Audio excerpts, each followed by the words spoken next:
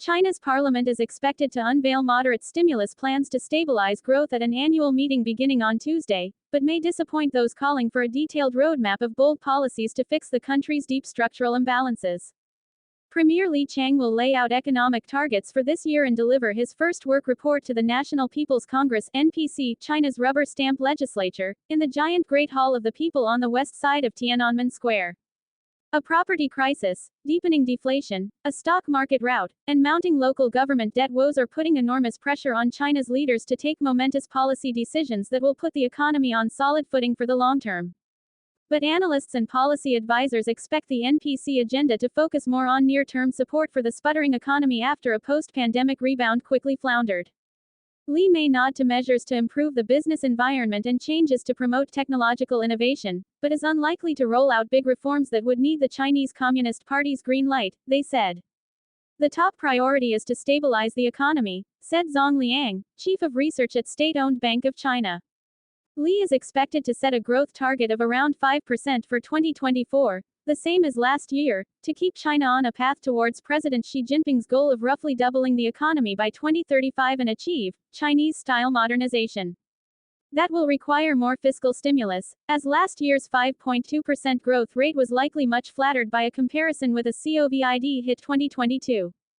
We face more pressure to hit a 5% target this year, said a policy advisor who spoke on condition of anonymity. China is expected to set a budget deficit target of 3% of economic output, but, crucially, announce plans for issuing 1 trillion yuan $139 billion in off-budget special sovereign bonds that could be used for funding strategically important sectors such as food and energy. Citi analysts said the expected special bonds, together with the 3% deficit and a flat issuance quota for local governments at 3.8 trillion yuan, would contribute about 1 percentage point to GDP growth. In late 2023, China issued 1 trillion yuan in sovereign bonds to spur growth, which was included in the annual budget. With spending on roads, rail and bridges yielding increasingly lower returns, investment spending might lean more on new infrastructure, such as 5G telecommunications, artificial intelligence and big data, policy advisors say.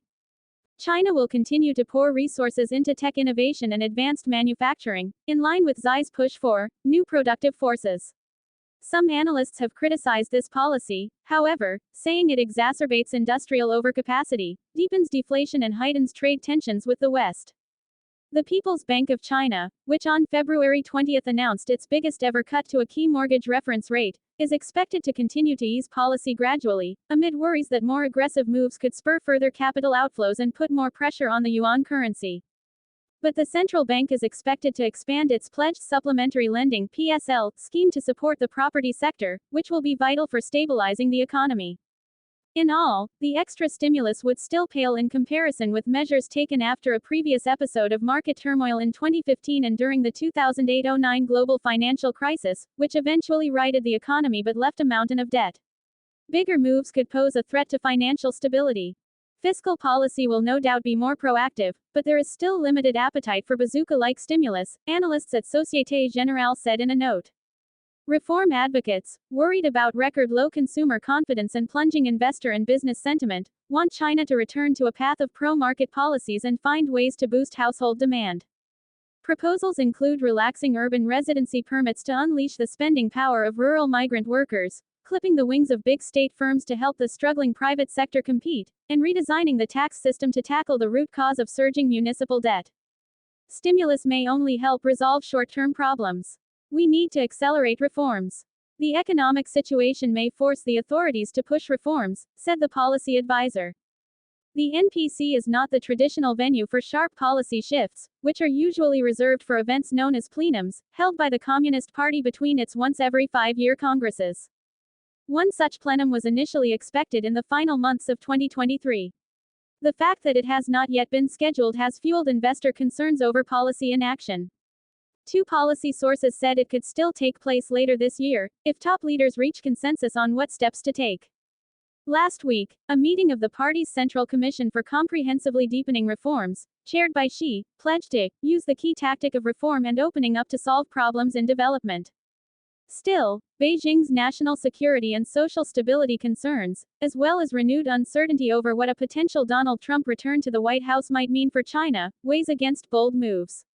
Reforms are very pressing, but we need to reach a consensus, said a second policy advisor.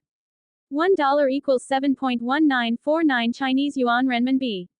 Please do us a favor, and follow, and subscribe to our channel for more updates. We always have your back.